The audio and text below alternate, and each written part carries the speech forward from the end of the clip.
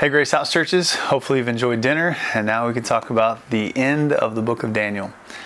So in chapter 9, the first half of the chapter is a prayer, and then the second half, all the way to the rest of the end of the book, is one continuous vision.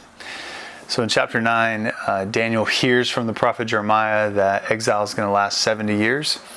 And instead of throwing a party, he prays, he fasts, he repents. He recognizes exile is almost over. They've been in Babylon for 69 years, and year 70 is upon them. And so he's like seeking the Lord about this. This prophecy comes in one of the most well-known verses in the Bible, Jeremiah 29:11. That verse is actually not about graduation. It's not about like you moving into the future. It's about these people in exile who've been waiting for 70 years for God to prove that he did have plans. And verse 13 of Jeremiah 29:11, it says, "If you seek me, you'll find me when you seek me with all your heart." And so in this midst of waiting, the ask on us is to seek God with all of our hearts and to pursue him. The second half of chapter 9 moves into this messianic prophecy where Daniel's told that in 70 weeks of 7, 490 years, someone's going to come and ultimately take all exile away. So exile in this sense is not just about Babylon, it's about sin, that eventually someone's going to come and take all the sin away. And then we move into the final continuous vision, and the first part is spiritual warfare, the second part is physical warfare, and the third part is resurrection in the final day. And so we've covered the middle one, physical warfare, because that's last week with all the empires fighting each other.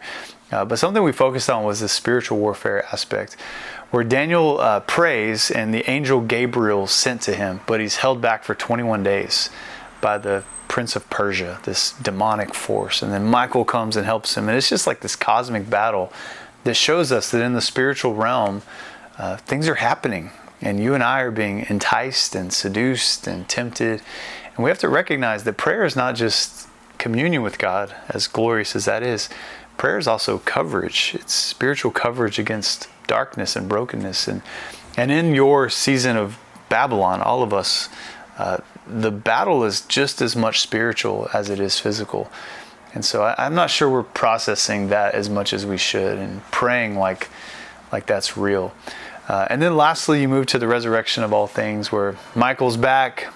There's a final vision that in the end, there's this book that has names in it. There's resurrection of the dead. And there's these scrolls that nobody can open. And so from Daniel 12, you go to Revelation chapter 5, where you see Jesus walking into the throne room and opening the scrolls.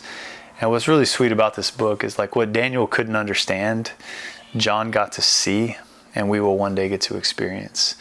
And that's the beauty of this apocalyptic literature, is that it's designed to give us hope. It's not designed to be understood. It's designed to give us assurance that one day in the end, King Jesus will be victorious and he will reign over all nations. And that motivates us to live well in the meantime, to not waste your wait. And so in this conversation, there's a lot of stuff to cover. And I hope that you guys are gracious to one another as you process a massive vision that God gave Daniel, and how we can apply it to our lives as we live in our 70 years of exile.